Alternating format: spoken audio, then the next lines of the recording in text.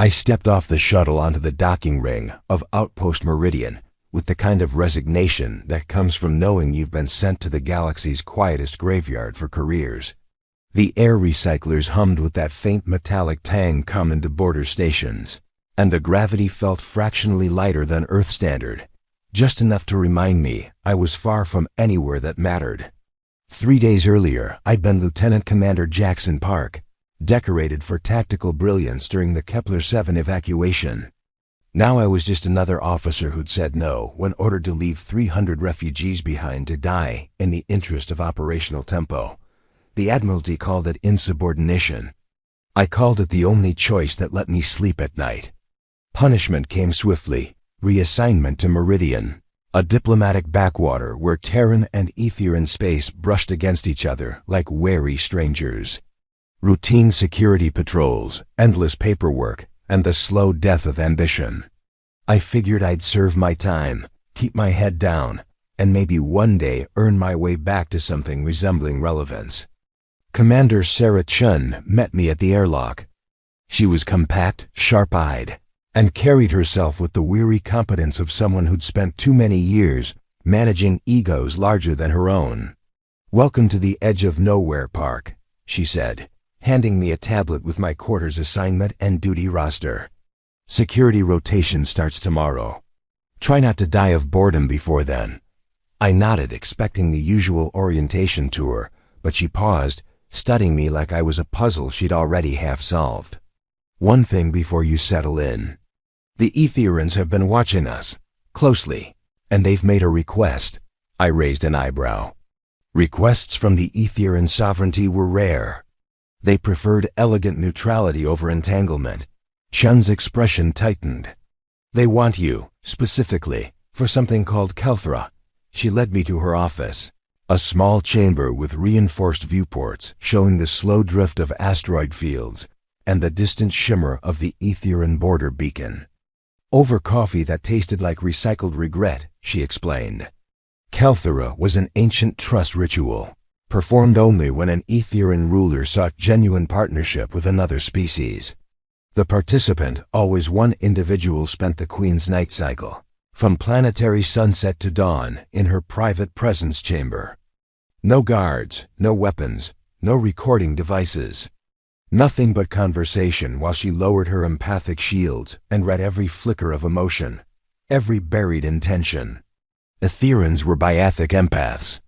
Their skin chromatophores shifted in real time to broadcast feelings: deep blue for calm, gold for curiosity, crimson for alarm. During Kelthra, the Queen's defenses dropped completely. She became vulnerable to deception, manipulation, even violence. Most species refused the ritual outright. The idea of having one's soul laid bare for 12 hours was unbearable. Those who accepted and failed by hiding ambition, fear, or calculation saw diplomatic ties severed permanently. The Aetherians didn't negotiate with liars. Why me? I asked, though part of me already suspected the answer. Chun slid a holopad across the desk. It showed security footage from an earlier diplomatic exchange on Meridian, me standing near an Aetherian advisor who'd stumbled during a formal greeting. Protocol demanded I ignore it. Touching an Aetherian without invitation was a grave offense, but instinct had me, half reaching to steady him before I caught myself and stepped back. The Queen, watching from across the room, had noticed. Her chromatophores had flared briefly gold. "She saw compassion without calculation," Chun said. "Most aliens act from instinct or code, humans. We choose, sometimes badly, sometimes well. She wants to know if you're the kind who chooses well when no one's watching." I read the briefing packet that night in my narrow quarters. Queen Leshara was young by Aetherian standards, 47 cycles, but had ruled for decades through sheer force of moral clarity. The sovereignty maintained neutrality in galactic conflicts, mediating where others escalated. Yet the border region was heating up: pirate coalitions, resource disputes, whispers of preemptive strikes. An alliance with Terra could stabilize everything, preventing a war that would cost billions. Refusing the Queen's request would end any chance of that. Accepting meant risking everything on 12 hours of raw honesty. I stared at the ceiling, listening to the outpost ventilation sigh like distant wind. I'd already lost my career trajectory once for doing what felt right. What was one more night? The next morning, Chun called me back for final preparations. No heroics, she warned. No games. She sensed everything: anger, lust, ambition, fatigue. Exhaustion strips away the masks. That's when true character shows. Be yourself. The real one, not the officer version. She gave me a cultural primer.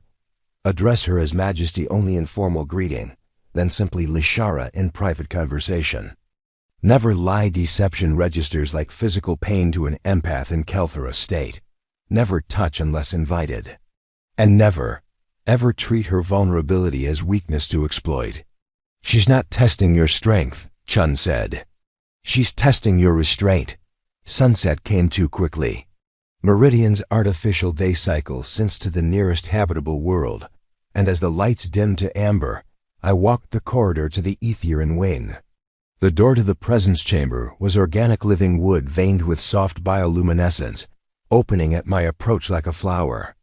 Inside, the space was intimate, almost womb-like, curved walls of the same living material, holographic stars wheeling overhead in a perfect night sky, low cushions arranged in a loose circle around a central dais.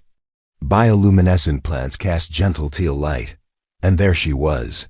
Queen Leshara stood taller than any human, her frame elegant and elongated, draped in flowing robes of deep emerald that shifted subtly with her breathing. Her skin was smooth silver gray, chromatophores currently a serene deep blue. Large, luminous eyes regarded me without blinking pupils, vertical slits of liquid gold. She inclined her head slightly. Lieutenant Commander Jackson Park, welcome to Kelthara. Her voice was melodic, layered with harmonics that seemed to resonate inside my chest. I returned the nod. Majesty. Thank you for choosing me. She gestured to the cushions. Sit. We have 12 hours until dawn. There will be no ceremony beyond this. Speak as you would to an equal. I will listen. And I will feel. I lowered myself across from her, suddenly aware of every heartbeat, every micro-expression I couldn't control. She settled opposite, folding long limbs gracefully. The chamber doors sealed with a soft sigh, locking us in together. No guards outside. No escape. Just us, the stars overhead, and the slow unraveling of pretense. She began simply. Tell me why you refused the order at Kepler 7. I exhaled, feeling the weight of the question. No point in rehearsing lines. She'd sense artifice instantly. So I told her the truth. The refugees trapped in a failing habitat dome. The Admiral's cold calculus that evacuating them would delay the fleet by 40 minutes. The faces of children pressed against viewports as escape pods launched without them. I'd countermanded the order, diverted shuttles, accepted court-martial rather than live with their deaths on my conscience. I didn't do it for glory, I said. I did it because walking away felt worse than any punishment. Her chromatophores shifted, gold flecks appearing, curiosity mingling with the blue. Many species would justify abandonment with duty or survival. You chose discomfort instead. Why? I shrugged. Because someone has to. If everyone calculates the cost first, no one ever pays it. We talked then, slowly at first, my childhood on Earth, the academy, the slow grind of military life. She asked questions that cut deep. What angered you most? What do you fear losing? What would you sacrifice for peace? I answered honestly, feeling fatigue creep in as hours passed. She shared fragments of her own existence, centuries of political performance, the loneliness of an empath who could never trust surface words, the burden of decisions that affected trillions. As the holographic stars wheeled toward midnight, I realized something startling. I wasn't afraid anymore. Not of her judgment, not of exposure. For the first time in years, I was simply present, and she was too. The holographic stars above us moved with deliberate slowness, marking time in a way that felt both eternal and merciless. We had passed the point where small talk could shield anything. Fatigue was already settling into my bones like wet concrete, and I could feel my usual filters fraying at the edges. Lasara sat across from me, motionless except for the subtle pulse of her chromatophores, still mostly that calm deep blue, but now threaded with thin veins of amber whenever I spoke of something personal. She hadn't eaten, hadn't shifted position, hadn't once looked away. I envied her composure. My back ached from the low cushion, my mouth was dry despite the small pitcher of water between us, and every time I blinked, it took longer to open my eyes again. "You are tired already," she observed, voice soft but carrying that same resonant undertone. It wasn't a question. "Humans don't do well without sleep," I admitted. 12 hours is a long conversation, even when you're not being. Read like an open file. Her head tilted, a gesture I was beginning to recognize as amusement. Most who come here try to stay alert. They drink stimulants, recite training mantras, maintain posture as though on parade. They believe control is the key to passing. A flicker of gold swept across her throat. "They always fail." I rubbed the back of my neck. "I'm not trying to pass a test. I'm just trying not to embarrass my entire species." "You already have not," she said simply. "The moment you chose truth over performance, the test changed. Now it is only endurance." Endurance, the word landed heavier than I expected. I'd spent my career training for short, violent burstboarding actions, zero-G firefights, crisis decisions measured in seconds. This was different. This was attrition. Every hour stripped another layer until only the core remained, raw and unguarded. She leaned forward slightly. "Tell me of loneliness." The question caught me off guard. I opened my mouth to deflect with something light jokes about long deployments, bad coffee in the wardroom, then stopped. Lying, even by omission, would feel like acid on my tongue now. She would feel it before the words even left my lips. I exhaled through my nose. "It's quieter than people think. Not the absence of voices, but the absence of anyone who really sees you. You can be surrounded by a crew, give orders, laugh at the same stories everyone's told 100 times, and still feel like you're shouting into vacuum." After Kepler-7, it got worse. People either avoided me because I was radioactive court-martial pending, or they treated me like some kind of martyr. Neither felt real. So yeah, lonely. Her chromatophores shifted, amber deepening into something closer to burnished copper. Not pity, I'd have hated that, but recognition. "I have ruled for 29 of your years," she said. "In that time I have sat at tables with 1,000 ambassadors, heard 10,000 petitions, mediated wars that never reached the public record. And yet when the doors close and the lights dim, there is only me. No consort shares this bed. No confidant shares these thoughts. An empath who cannot be touched without permission becomes, in time, untouchable even to herself." I looked at her, really looked. The elegant lines of her face, the faint luminescence that never quite left her skin, the way her vertical pupils contracted slightly when she felt something strongly. She was beautiful in an alien way, yes, but more than that, she was solitary. A queen who could feel every heart in her court and still be alone in hers. "That's why Kelthara," I said quietly. Not a question. She inclined her head. "To find someone who will sit in the silence with me and not try to fill it with ambition or fear or desire. Someone who will simply be." The chamber seemed smaller then, the stars overhead more intimate. I felt the weight of her attention like physical pressure, not invasive, but inescapable. And for the first time I wondered what she was seeing in me. Not the polished resume, not the uniform, not even the man who defied orders to save lives. Just Jackson, tired, uncertain, stubborn, human. "Ask me something," I said. "Anything." "Fair's fair." Her lips curved, almost a smile, but softer. "What do you want, Jackson Park?" "Not for your people, not for your career. For yourself." The question shouldn't have been hard. I'd spent years telling myself I wanted reinstatement, a command again, maybe a star on my collar someday. But the words felt hollow even before they formed. I want to stop pretending I'm okay with how things are, I said slowly. I want to wake up somewhere that doesn't require me to choose between orders and conscience every damn day. I want someone to look at me and not see a problem to be managed or a symbol to be used. I stopped, throat tight. I want to matter without having to bleed for it first. Silence stretched, not uncomfortable, just full. When she spoke again, her voice was barely above a whisper. That is the truest thing you have said tonight. I laughed once, a short, surprised sound. I'm not sure that's a compliment. It is the only compliment that matters here. We drifted into quieter topics after that, childhood memories, favorite foods neither of us could share, the absurdities of military bureaucracy on both sides of the border.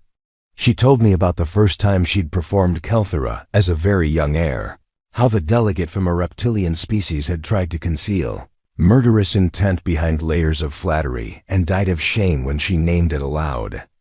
I told her about the time I'd accidentally insulted a senior officer by calling his prized antique sword a really shiny butter knife.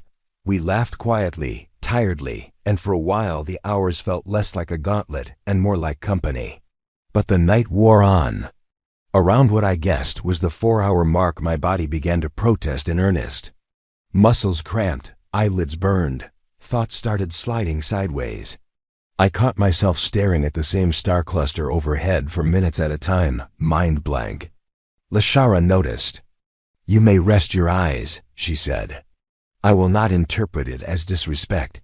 I'm not sure I could sleep even if I wanted to," I muttered. "Too wired. Too aware you're watching every twitch. Then close them anyway. I will speak, and you will listen. That is enough." I hesitated, then leaned back against the cushion and let my lids drop. Darkness behind them was speckled with phosphenes. Her voice continued, low and steady, describing the ether and homeworld crystal seas that sang when the wind moved across them, forests of living light that shifted color with the emotions of those who walked beneath, cities grown rather than built. It was hypnotic, not because she was trying to entrance me, but because she was finally speaking without the weight of diplomacy, without measuring every word for political consequence. I drifted, not quite asleep, but not fully awake. Images formed and dissolved behind my eyes. Children running through bioluminescent grass, her younger self standing on a balcony above a silent crowd, the moment she realized no one would ever again speak to her without agenda, grief sharp and old, loneliness so vast it had its own gravity. I didn't realize I'd spoken until the words were already out. "You're lonely too." A long pause. When she answered, her chromatophores had gone soft lavender, something I hadn't seen before. Sorrow, maybe. Or tenderness. Yes, I opened my eyes. She was watching me with an expression I couldn't name, something unguarded, almost fragile. "I have never said that aloud to another living being," she whispered. "Then I'm honored," I said, meaning it. "And I'm sorry." She reached out slowly, very slowly, and rested 2 long fingers against the back of my hand. Not a caress, not possessive. Just contact. Her skin was cool, smoother than silk, faintly luminous. I didn't flinch. I didn't pull away. For the first time in hours, neither of us spoke. The stars continued their slow wheel overhead. Somewhere in the distance, the outpost ventilation sighed. And in that small, sealed chamber, 2 exhausted, solitary souls sat touching for no reason other than that it felt honest. The touch of her fingers on the back of my hand lingered longer than either of us expected. Not because it was sensual, there was nothing erotic in it, but because it was necessary. A small, deliberate bridge across the chasm that separates every sentient being from every other. When she finally withdrew, the cool absence of her skin felt colder than the chamber air. I flexed my fingers once, unconsciously, as though testing whether the contact had left a physical mark. It hadn't, but something inside had shifted anyway. The holographic stars had rotated perhaps another 45 degrees. Dawn was still hours away, but the night had entered that strange, liminal phase where time stops feeling linear. Minutes stretch, Thoughts loop. Fatigue becomes its own gravity well. My eyelids recede. My thoughts kept fragmenting, only to snap back when she spoke, or when I caught the subtle shift of color across her throat. "You are fighting sleep," she said, not accusingly. Observation. "I'm afraid if I close my eyes too long, I'll miss something important." "What could you possibly miss?" A faint ripple of gold amusement. "I am not going anywhere. And you have already given me the only thing that matters tonight. Permission to see you." I rubbed my face with both hands. Permission. That's an interesting way to put it. Most people would call this an interrogation. Is it? She tilted her head. I have asked questions, yes. But so have you. And I have answered. That is not interrogation. That is reciprocity. Reciprocity. The word hung between us.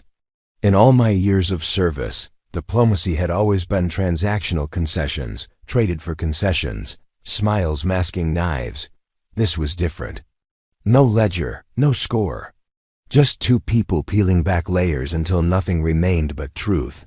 I leaned forward, elbows on knees. Then let me ask something harder. Why risk this? You're the queen of an entire sovereignty.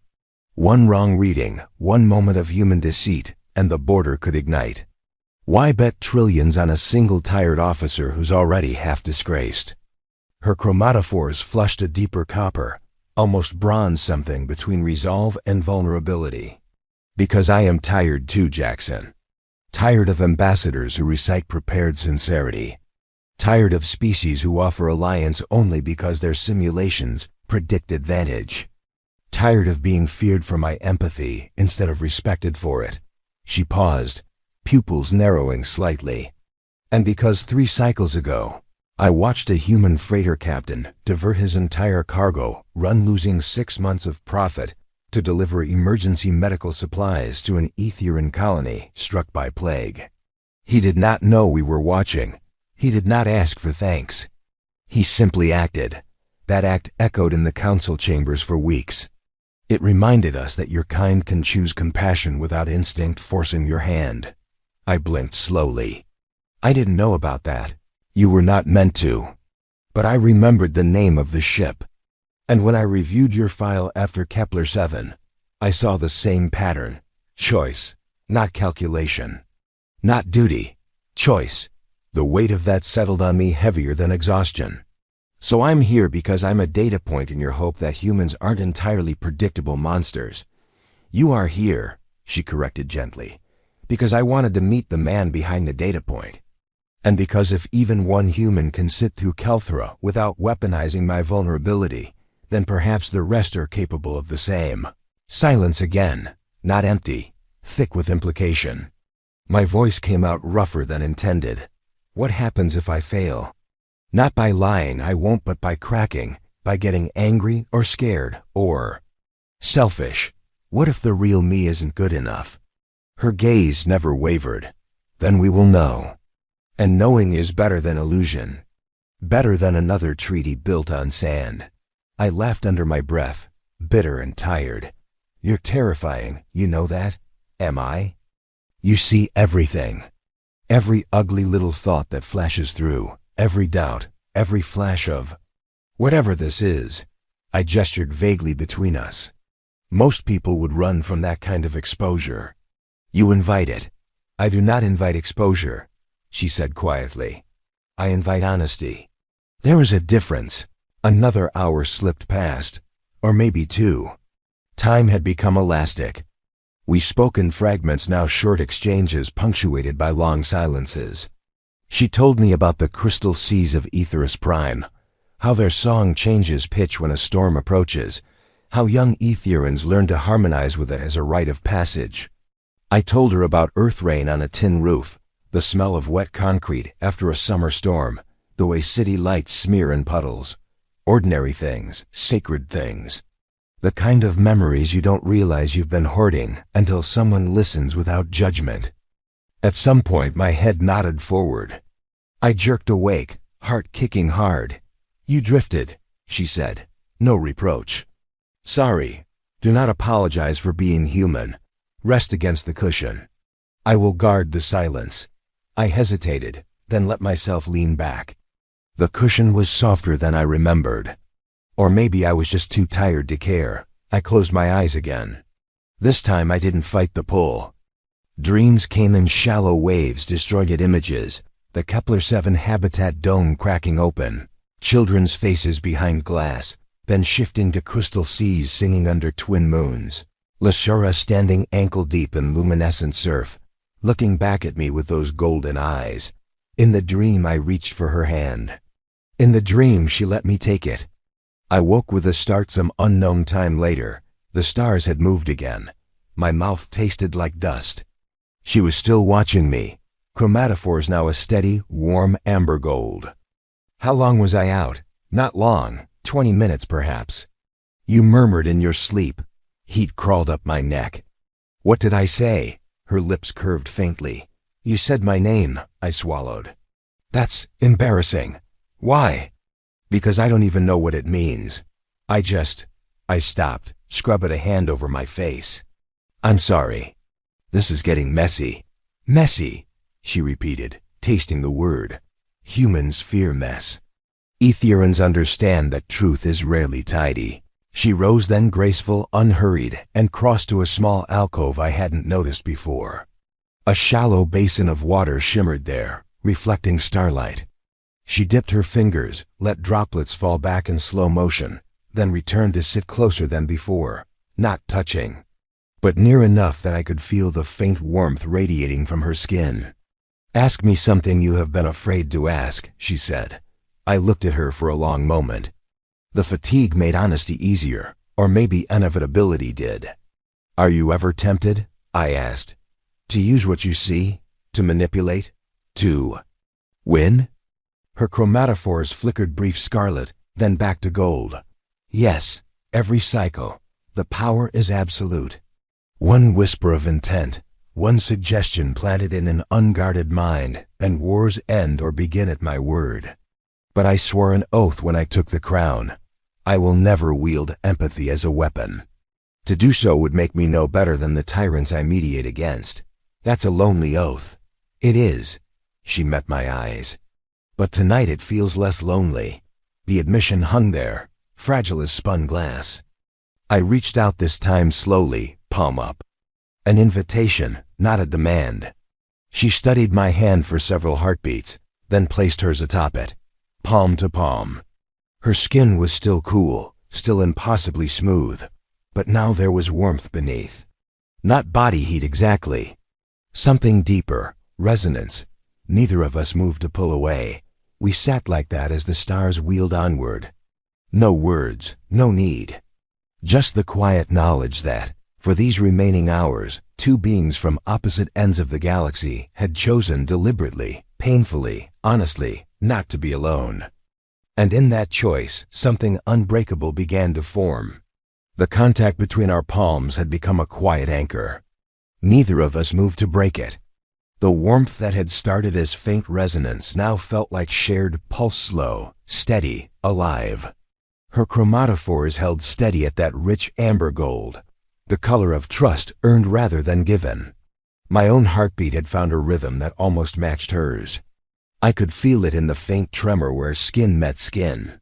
Fatigue still pressed down like a heavy blanket, but it no longer felt like an enemy.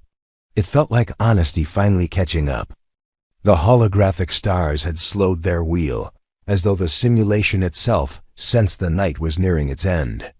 Dawn was close, maybe an hour, maybe less. I could feel the shift in the chamber air, a subtle brightening at the edges of perception.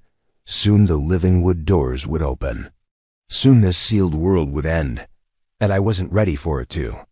I spoke first, voice rough from hours of quiet. What happens after dawn? She didn't answer immediately. Her fingers flexed once against mine, barely a movement, but enough to remind me she was still here, still present. If the night is completed in truth, the sovereignty will formally propose alliance to Terra, mutual defense, open trade, shared mediation in the border sectors. A treaty stronger than any signed before, because it will rest on something rarer than signatures, witnessed character. And if it isn't completed in truth? Her pupils narrowed to thin golden lines. Then I will withdraw. No anger, no declaration of war, simply absence. The border will remain quiet, but cold, no trust, no bridge. In time, the pirate coalitions or the expansionist fleets will fill the vacuum, and we will all pay the price. I let out a slow breath. No pressure then. A soft sound escaped her, something between a laugh and a sigh. You have carried pressure all night, Jackson. You simply stopped noticing when it became companionship instead. Companionship. The word landed softly, but it struck deep. I looked down at our joined hands. Human skin against Etherean. Rough calluses from years of weapon grips against flawless silver-gray smoothness. Different temperatures, different textures, same intent. I don't want this to end with a treaty, I said quietly. I mean, I do want the treaty, for everyone's sake. But I don't want this, I lifted our hands slightly, to end when the doors open. Her chromatophores flickered surprise, then something warmer, almost rose gold. You speak of continuation. I speak of possibility. I met her eyes. I'm not asking for promises. I know what you are, Queen. Empath. Symbol. I know what I am, disgraced officer on the edge of nowhere. But tonight I saw you, not the crown. You, and I think you saw me. If there's even a chance we could keep seeing each other. I want to try. Silence stretched, longer than any before. Not heavy, delicate, as though the wrong breath could shatter it. When she spoke, her voice was barely above a whisper. No one has ever asked that of me, not in 4 decades of rule. They ask for favor, for alliance.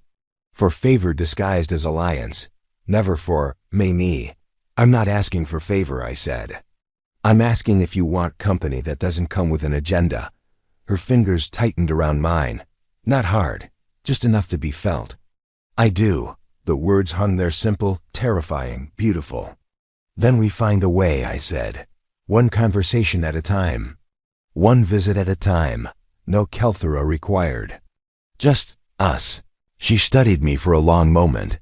Then, slowly, she lifted her free hand and brushed the backs of her knuckles along my jaw, cool, feather-light, deliberate. You are exhausted. And still you choose hope. I'm choosing you, I corrected. Hope is just the side effect. Her chromatophores bloomed fully rose gold now, threaded with threads of violet joy and sorrow intertwined. Ethereans rarely showed violet. It was private, sacred. Jackson Park, she said, tasting the name like a promise. When dawn comes, I will walk you to the shuttle bay myself. Not as queen escorting a delegate. As Lashara walking beside someone who stayed. I swallowed hard. And after? After, we write new rituals. Ones that do not require 12 hours of exposure to begin. Ones that allow touch without vulnerability being a test. Ones that let 2 solitary beings not be solitary anymore. The first hint of true light began to filter through the chamber walls, soft peach, then pale gold. The stars overhead faded as the simulation yielded to real dawn. The living wood doors sighed open with a sound like distant chimes. We rose together, hands still joined until the last possible second. Then we let go, not reluctantly, but with the certainty that we would find each other's hand again. She walked me through the Etherean wing, past silent sentries who bowed but did not speak, past the diplomatic corridors where aides and attaches stared openly, sensing something seismic had occurred, past the main atrium where the Outpost's artificial day was just beginning. No one dared approach. At the shuttle bay airlock, Commander Chun waited, arms crossed, expression carefully neutral, though her eyes flicked between us with poorly concealed astonishment. Lieutenant Commander, she said. Report. I glanced at Lashara. She inclined her head, once permission to speak freely. Kelthera is complete, I said. In truth, the Queen will transmit formal proposals within the standard cycle. Alliance terms will be generous. Chun's eyebrows rose half a centimeter, the equivalent of a shout from someone as controlled as she was. Understood. She looked at Lashara. Your Majesty. Lashara returned the nod. Commander Chun, your officer has honored us. Terra has reason to be proud. Chun gave the smallest possible salute. We'll prepare the diplomatic channels. Then she stepped back, giving us space. Lashara turned to me. No ceremony, no audience, just us. When you return, she said, ask for me by name. Not title, name, I will answer. I promised. She reached out one last time, fingers tracing the line of my cheek, then falling away. Go now, rest, heal, and know that someone waits for you across the border. I stepped into the airlock. The inner door closed. Through the viewport, I watched her stand there, tall, luminous, solitary no longer, until the shuttle undocked and the station rotated out of view. The ride back to my quarters was quiet. I didn't sleep. I sat at the small desk, staring at nothing, feeling the ghost of her touch on my skin. When I finally lay down, exhaustion took me in seconds. I dreamed of crystal seas singing under unfamiliar stars, of a hand reaching across darkness, of two voices not human, not Etherian, speaking the same quiet truth. We are not alone anymore. When I woke, hours later, a message waited on my secure terminal. No header, no signature. Just 6 words in elegant script. Come back soon, Jackson. Lashara, I smiled, tired, bruised, hopeful, and typed 3 words in reply. I already am. The border that had once been a line of tension was now something else entirely. A bridge. Not built of treaties or warships, but of one long night, 2 open hearts, and the simple, radical choice to stay.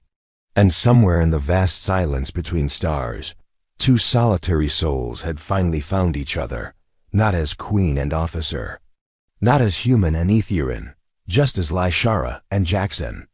The rest we would write together. Cuando estoy manejando.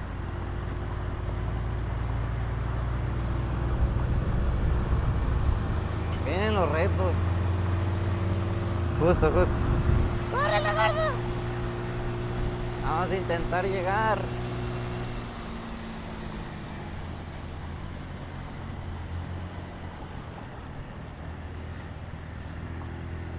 A ver.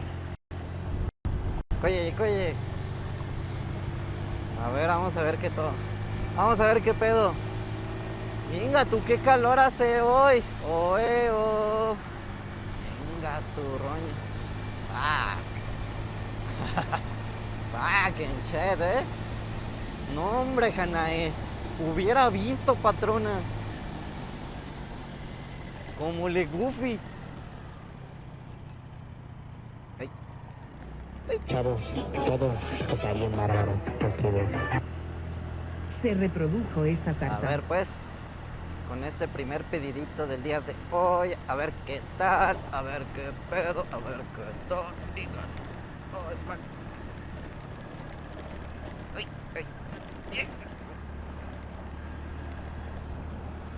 ¡Patrona! Allá anda Hanae. ¿Qué pedo con él? ¡Órale! Chicos, la neta, hoy que es Día del Niño, quería regalarles algo. Les voy a regalar... ¡Ay, señora Pop! Me vengo, señora Pop. ¡Ay, señora Pop! ¡Ay, qué rico! Se reprodujo esta carta.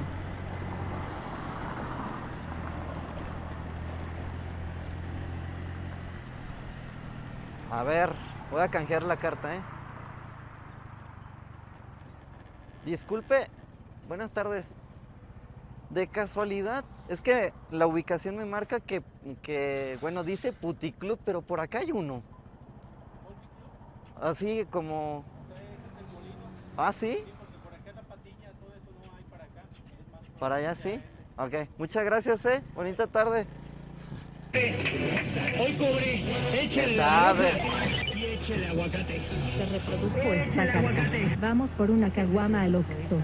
¡Venga tú! Yo también quiero una. El señor le sabe, güey. No lo alcancé a saludar porque está con la bomba de gasolina, pero se intentó.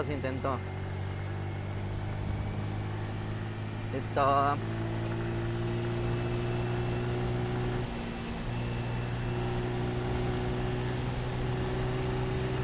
¿Cómo que la nave curveando a 70 kilómetros por hora? Venga tú. La nave sabe cosas, güey.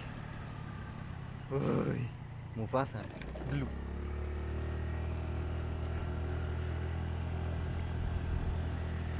¿Qué pedo?